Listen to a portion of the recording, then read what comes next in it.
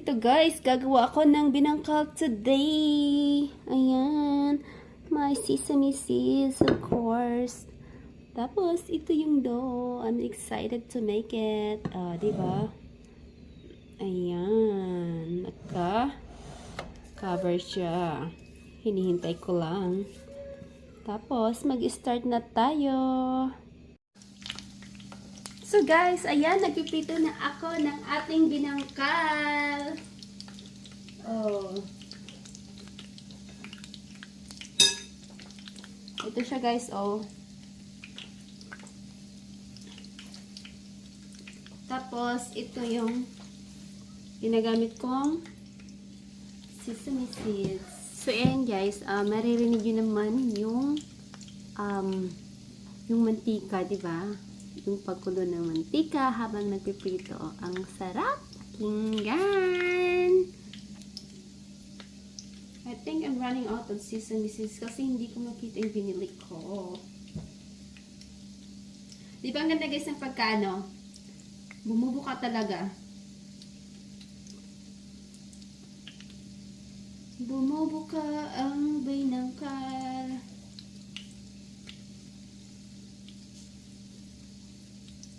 So, bali 6 cups itong ginamit ko. Kaya yung mga ingredients ko is dinobli-dobli ko kasi 6 cups.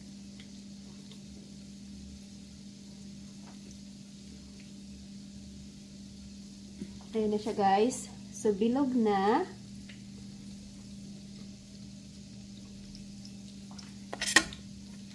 Then, ilalagay ko lang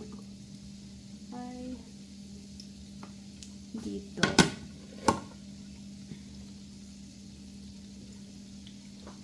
Check ko muna.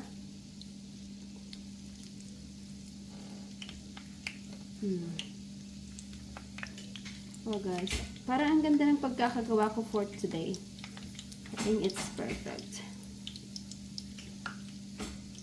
Yeah, maganda yung pagkakaano niya.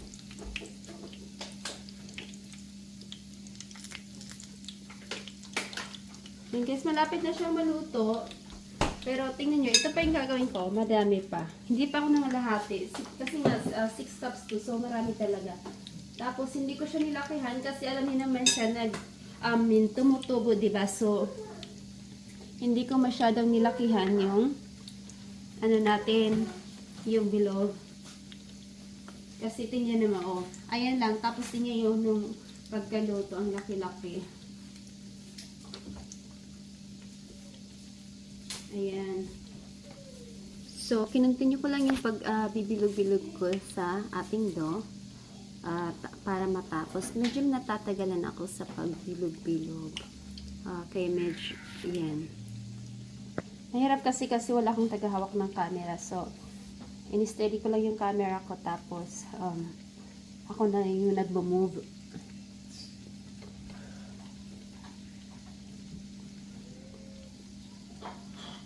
So, ayan.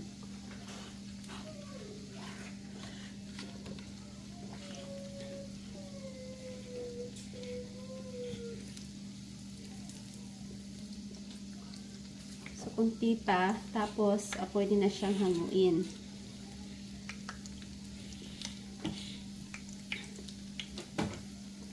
Ayan guys, yung binangkal. Binangkal.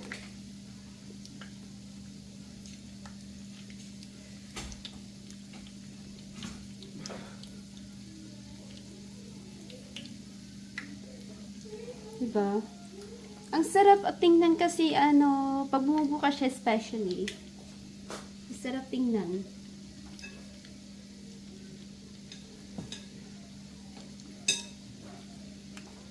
Ayan, hindi pantay-pantay pero okay lang yun kasi hindi naman ito pang tinda. So, okay lang yun.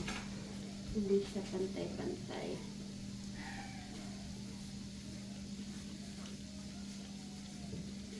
Ayan. Hi, Rico. You can't get in the kitchen anymore.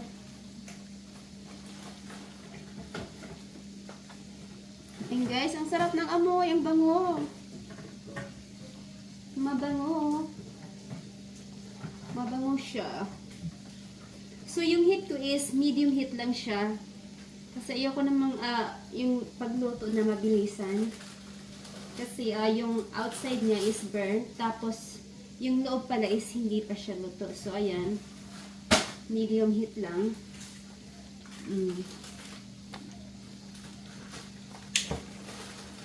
Check kung ready na. Ayan, ready na siya. So, ito guys yung lalagyan ko. Lagay ko lang dyan.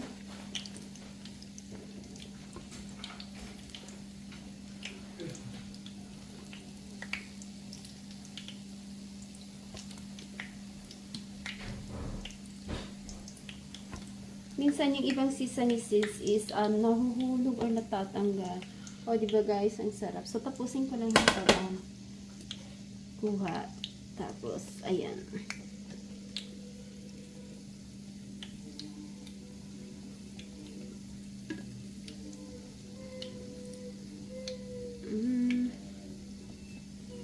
Tapos, habang ako'y nag-ano, tapos isasalang ko naman yung iba para, oops. Minsan nakakatakot, i-roll ko lang.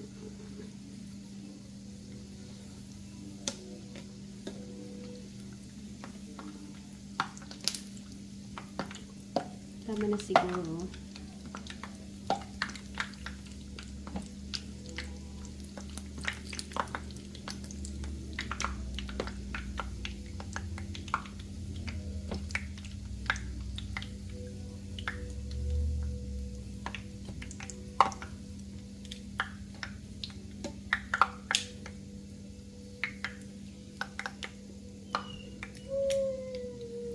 So guys, kailangan ko pang mag-roll.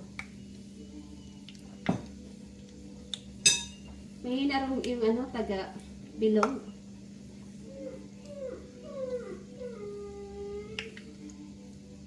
Kahit hindi siguro bilog na bilog, okay lang. Kasi naman, nagdi-deform yung shape niya pag niluto.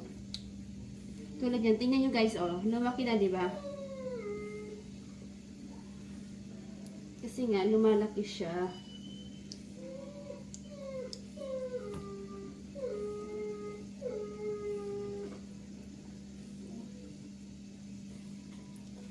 So, ayan. Tapos, lagay ko again. Kailangan siguro bilisan ko. Alam niyo guys, nakakapagod din magbilog-bilog.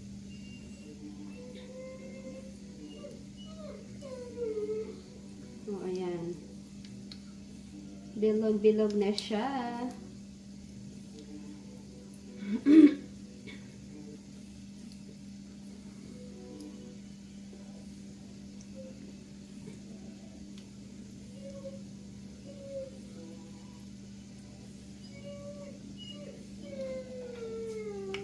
Si Rico is nagko-complain kasi hindi na siya makapasok dito sa dito sa kitchen kasi nilagyan namin ng fence. Kasi he's always on the way. Kung saan-saan lang siya nakakarating. Hindi naman pwede nandito siya sa kitchen kasi kitchen niya, diba?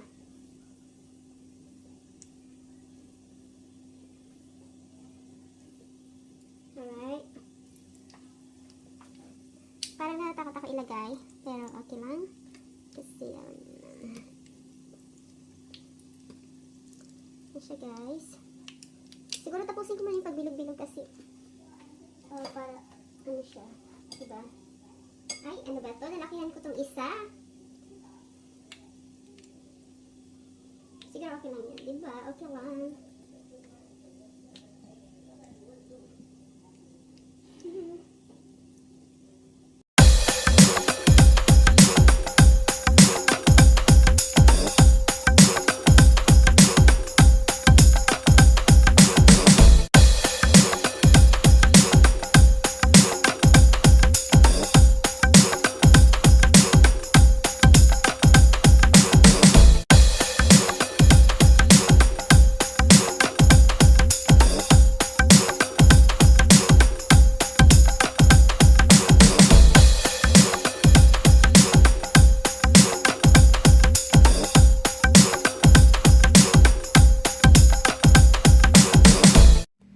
So, there you go guys. Natapos ko na din lutuin. Tapos, medyo naubusan ako ng ano.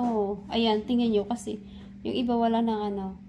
Medyo naubusan ako ng sesame seeds. So, ayan. Ang lambot niya guys. So, fluffy siya inside. Ayan. O, diba? Ayan.